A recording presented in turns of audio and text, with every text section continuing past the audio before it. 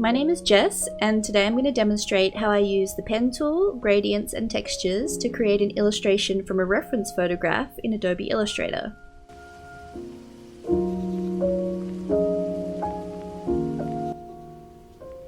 I'm going to use a reference photo of this cute succulent in a pot that I found on Adobe stock.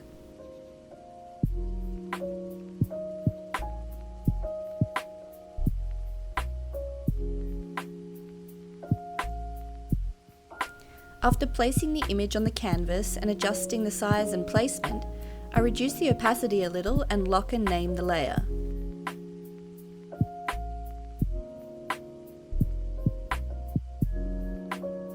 Then I create a new layer above it, which I'll draw my outline on. The pen tool can be found in your Illustrator toolbar, and the shortcut for it is P on both PC and Mac. I select a colour for my outline, which can be any colour you like, but since I won't actually be using the outline in my final illustration, I'm just going to use black.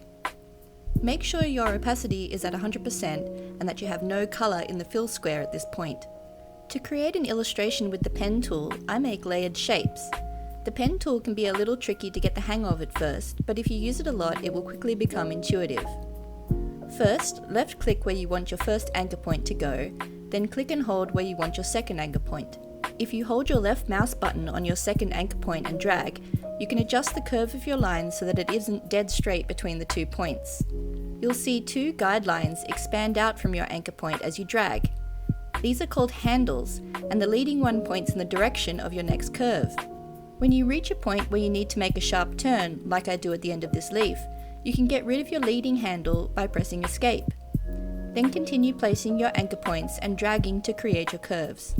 Connect the shape all the way around.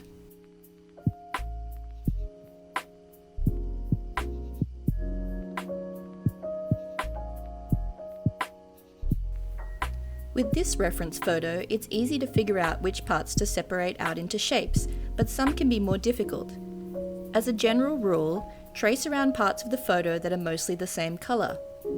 You can make things easier for yourself by first tracing things in the background. In this photo, that would be the base leaves and the pot. But for the purposes of this demonstration, I'm tracing the leaves in the midground first. You can see that I'm not too worried about the shape of the base of the leaves, as those parts of the illustration will be covered by the leaves in the middle.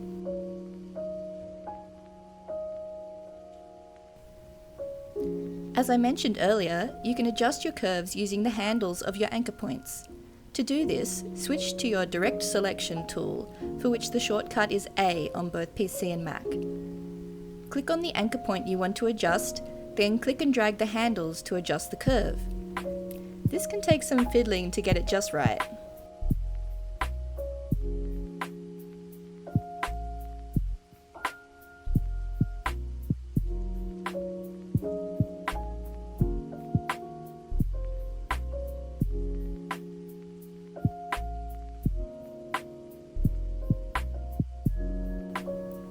I'm going to create a new layer for the leaves in the foreground or middle. I can't see the reference photo very well with all these lines in the way, so I decrease the opacity of that layer a little. Locking the layers you aren't currently working on will prevent you from accidentally clicking on an anchor point and switching to the wrong layer. Remember to always name your layers. I create another layer underneath my midground layer for the pot. You'll notice when adjusting anchor points with the Direct Selection tool, a small circle appears. If you click and drag this circle, it splits the anchor point into 2 anchor points to make another curve.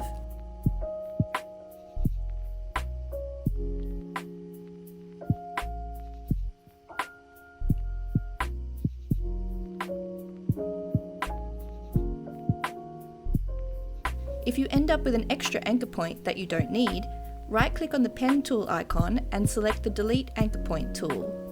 Then click on the extra anchor point to get rid of it.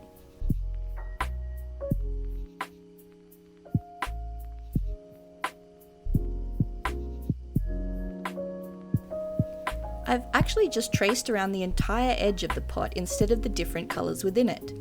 In order to colour it, I need everything to be inside of a shape. So I trace the edges of the different colours within the pot. It's important to make sure that if you're drawing a line to cut up a shape, that your anchor points actually hit or cross the edges of the shape. I'll show you why that's important later in this video.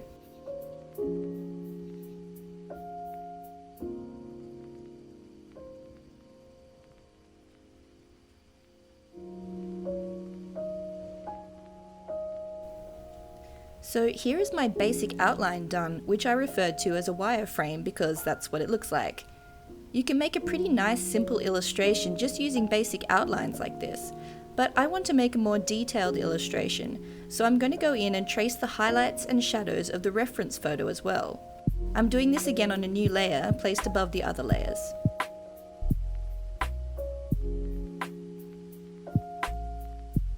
When tracing highlights and shadows, it's not as important to get an exact trace as you'll see when I go to colour the illustration.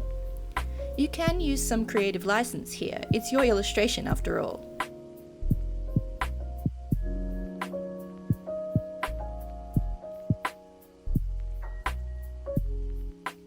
Now that all my outlines are done, I turn off my reference layer. At this point, the wireframe looks very complex. It will be hard to colour it without a guide, so I unlock my reference layer, make it smaller and move it to the side.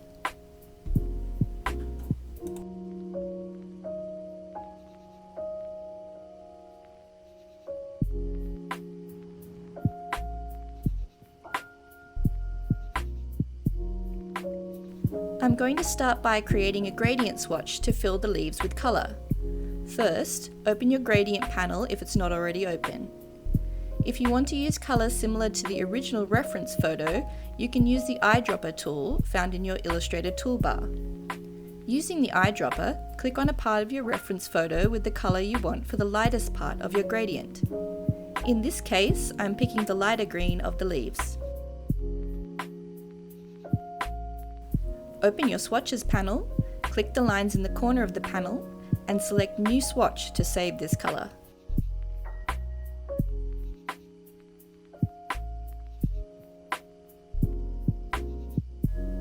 Next, use the eyedropper tool again to pick the darkest part of your gradient. This time I'm picking the darker green of the leaves. Again, save this colour as a swatch in your swatches panel.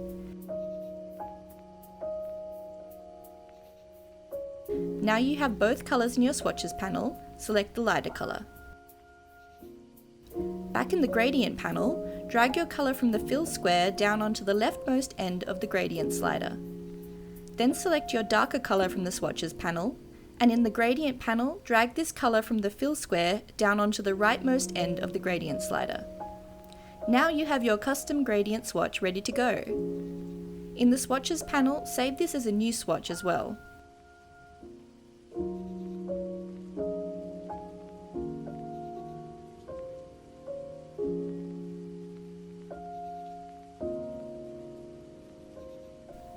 To colour your shapes with the new gradient swatch, select a shape and click either your gradient swatch in the gradient panel or the swatch you made for it in the swatches panel.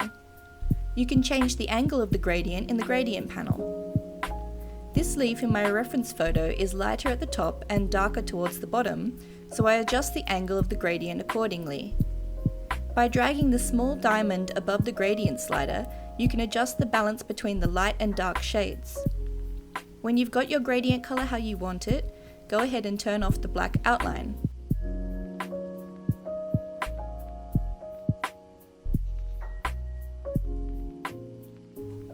Instead of colouring the leaves one at a time, I select all of them and click my gradient swatch.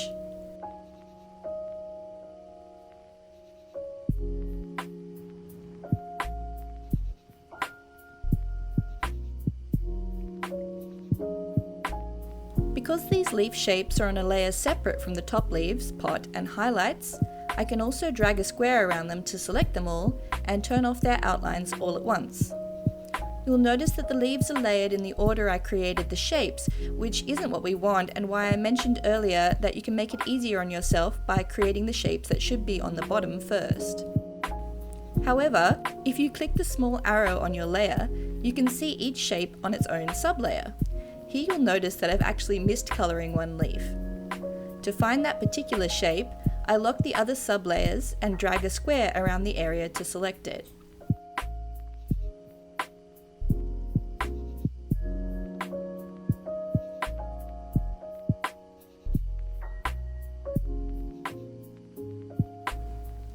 Next, I organise my leaf shapes so that they appear correctly in relation to the others.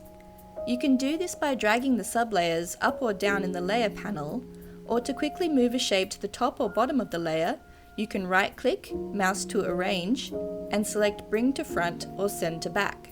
Selecting Bring Forward or Send Backward will move the shape one sublayer up or one sublayer down respectively.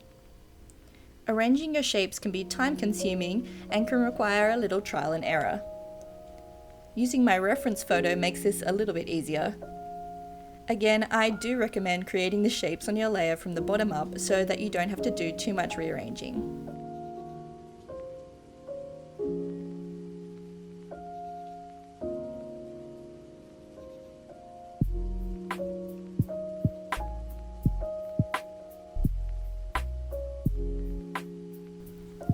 The next thing to do is adjust the angle of the gradient in all my leaves, which can also be a little time consuming. Using my reference photo as a guide, I change the angle of the gradient in each leaf and adjust the balance of light and dark for each one. Where the leaves overlap, I make sure the balance of light and dark and the angle of the gradient is different enough to leave a visible edge, so that the leaves don't appear to merge into one another.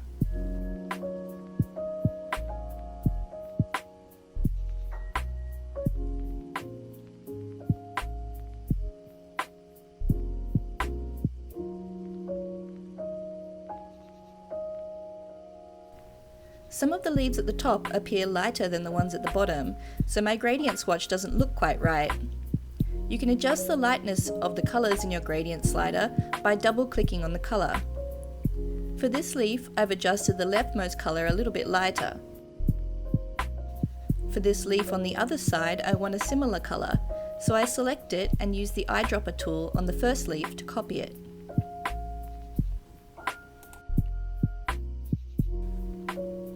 Other leaves at the top are a much lighter shade of green, so I pick that colour out of my reference photo and make a new swatch for it.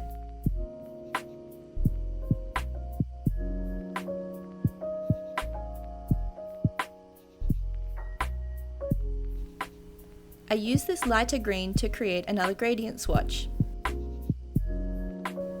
And another swatch.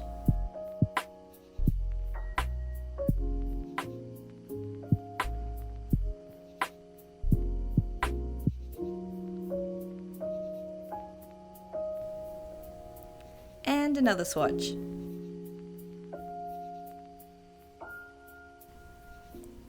Keep looking at your reference photo to observe colour variations and use your creative license.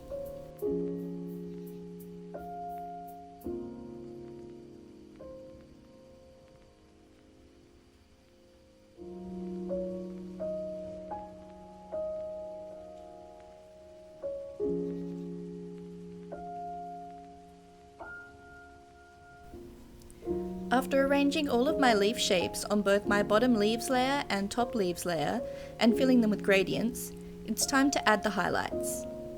I start by moving the shape I created for the shadow underneath the plant onto the pot layer and filling it with solid black.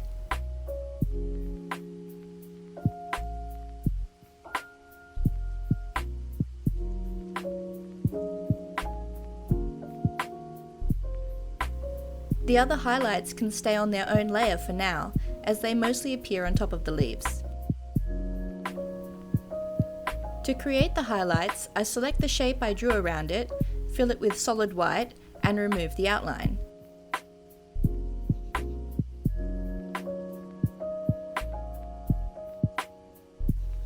Next, I select it and go to Effect and mouse down to Stylize, then select Feather.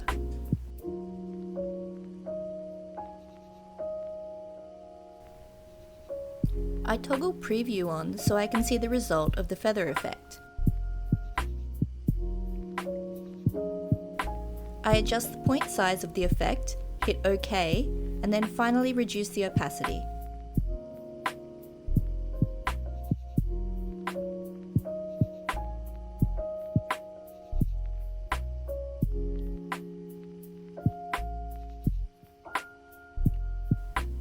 Using the eyedropper tool, I can quickly duplicate the colour and opacity in my next highlight shape, but the feather effect will need to be adjusted individually for each one. This is because my highlight shapes are all different sizes, and if you select a large point size in the feather effect panel for a small shape, the colour can disappear entirely as demonstrated here. Before I continue with the highlights on the leaves, I'm going to quickly put some colour into the pot layer of my illustration. At the moment my pot shape isn't divided yet. To change it from one big hexagon into these smaller triangle shapes, I'm going to use the Shape Builder tool. The Shape Builder tool can be found in your Illustrator toolbar and has the shortcut Shift-M on both PC and Mac. First, select your larger shape and the lines dividing it, then click on the Shape Builder tool.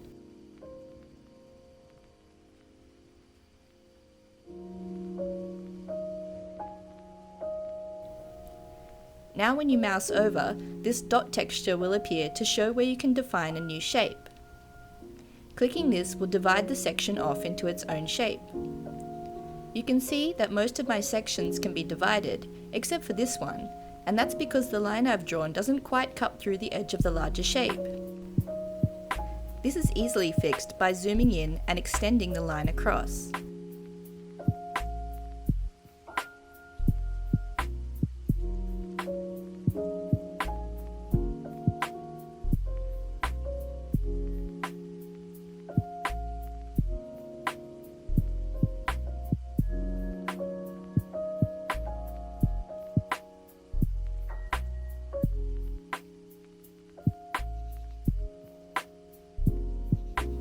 When I create the new shapes from this selection, that small bit of line is cut off and can be deleted.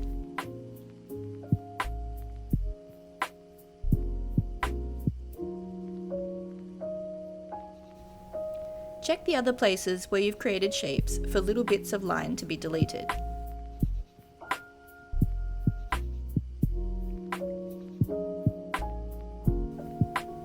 I showed you this here because I need to use the Shape Builder tool to finish the highlights on my leaves.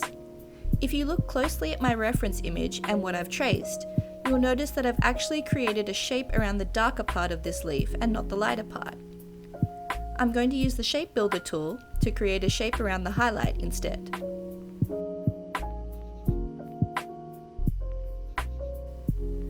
First, I duplicate the leaf shape. To do this, select it and hold down Alt.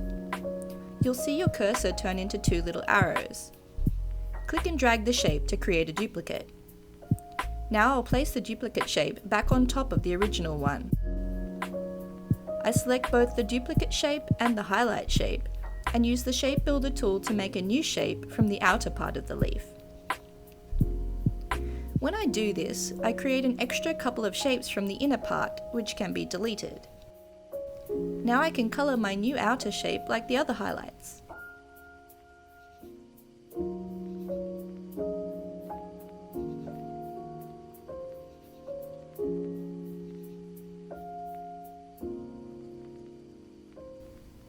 Here's a closer look at how I do this on another leaf.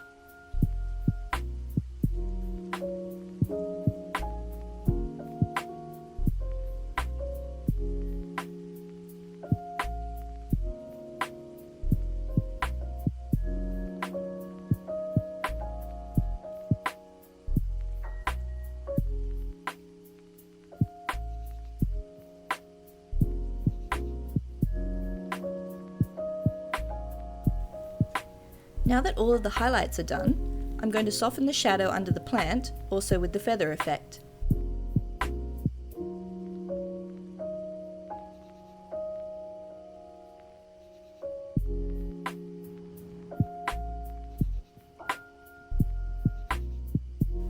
Finally, it's time to add some texture. I can create texture in my illustration in a couple of different ways, using both Illustrator and Photoshop. In Illustrator, I lock the highlight layer and select all of the leaves in my top leaves and bottom leaves layers. I duplicate all of these shapes by holding Alt and dragging, then place the duplicates back on top of the original shapes. I'm careful not to deselect the duplicate shapes because I'm going to fill them with texture. To find Illustrator's texture swatches, click the drop down from the Swatches panel, mouse down to Open Swatch Library, mouse to Patterns, then to Basic Graphics, and select Basic Graphics Textures. I love these textures because you can use them in all sorts of different ways. The texture swatch I'm going to use for the leaves is called Mezzotint. The texture looks a little spread out for my liking, so I'm going to change the size of it by right-clicking on it, mousing down to Transform, then selecting Scale.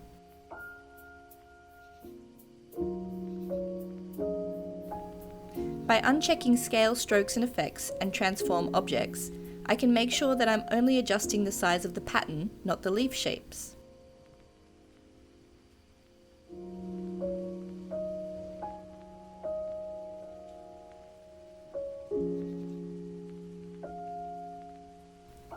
The pattern is now the right size, but the black colour of it doesn't look so great, so I'm going to try adding a transparency effect to it. Transparency effects in Illustrator work the same way as they do in Photoshop, but can have varying results.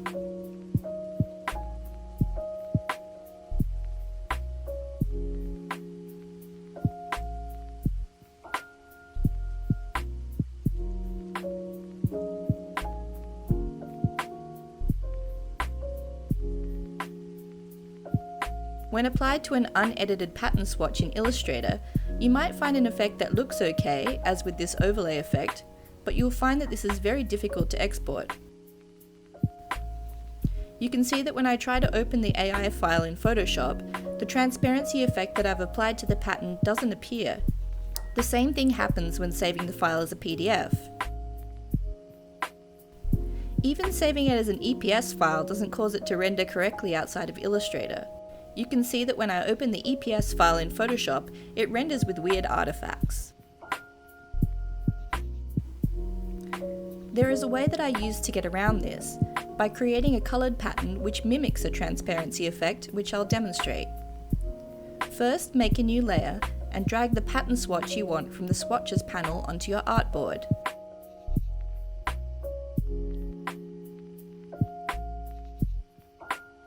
Ungroup the selection by going to Object, then Ungroup, until you can select just one piece of your pattern.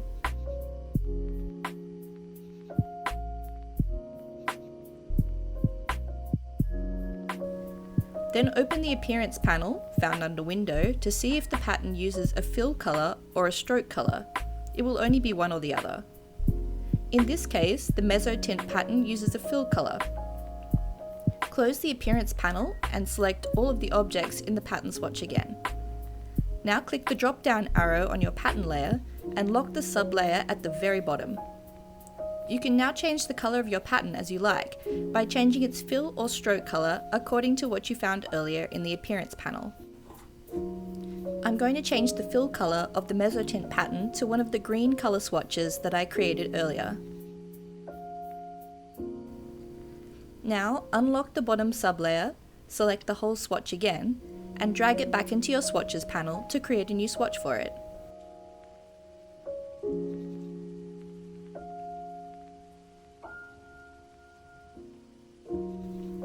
I now have a pattern that I can apply to my duplicate leaf objects, and after scaling and adjusting the opacity, it actually looks a lot better than the transparency effect that I tried to apply earlier.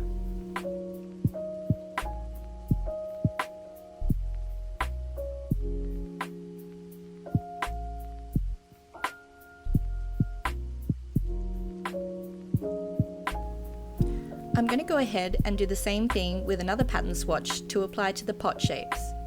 This time I'm using the Dashed Lines pattern swatch. In the Appearance panel, I can see that this particular swatch uses a stroke colour.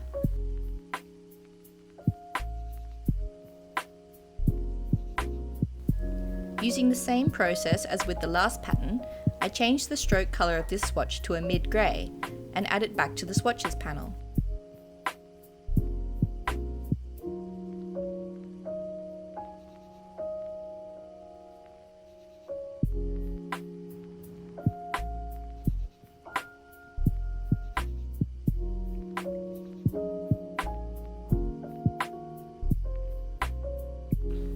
I then select all of the shapes on my pot layer, making sure to hold Shift and left click on the shadow shape to deselect it, as I don't want to duplicate that.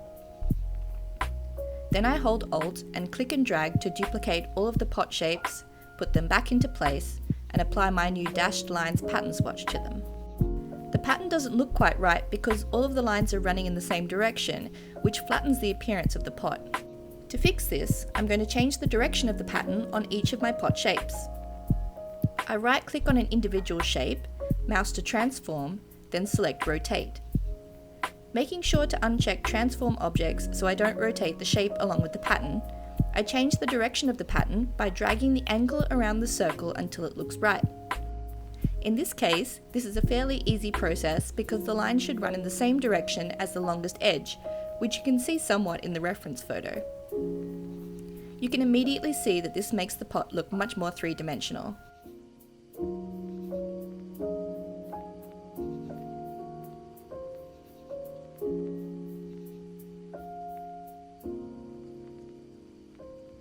Now we're ready for my favourite part of my illustration process, applying texture in Photoshop.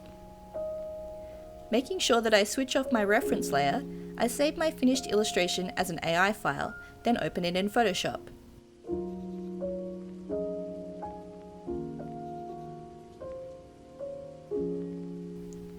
I drag the illustration onto a new A4 canvas and center it.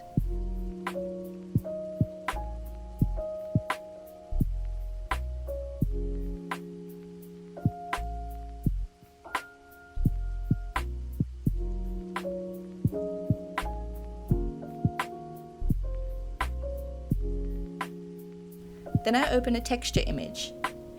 I have a library of texture images that I've saved from various places, but mostly found on Google Images. I tend to favour grunge textures, but I also use watercolour textures, bokeh textures, fabric textures, and paper textures. For this illustration, I'm using a green grunge texture. I move the texture around on top of my illustration, taking care to avoid any blemishes that might affect the finished result, like this mark.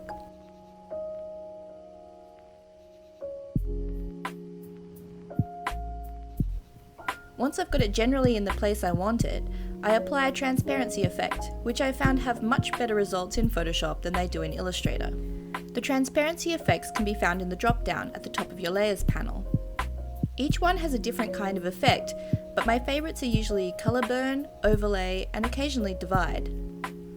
You can experiment with these to find a transparency effect that works for your particular illustration.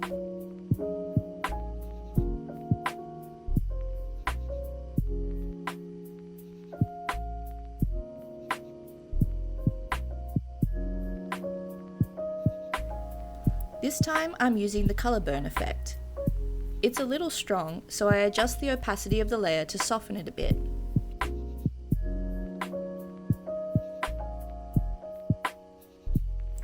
Then I switch to my illustration layer and make some small adjustments to the vibrance, saturation, lightness, and hue until I have it looking exactly how I want.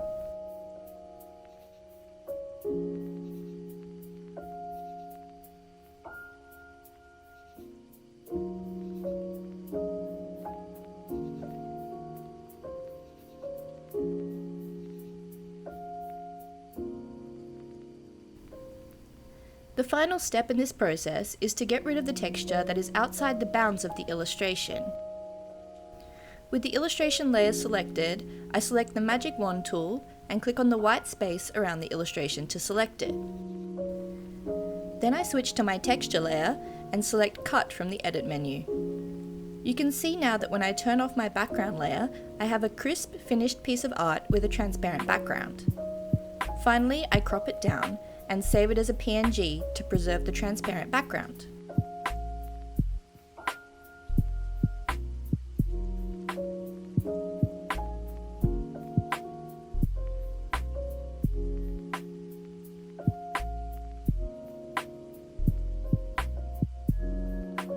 So here's my completed illustration.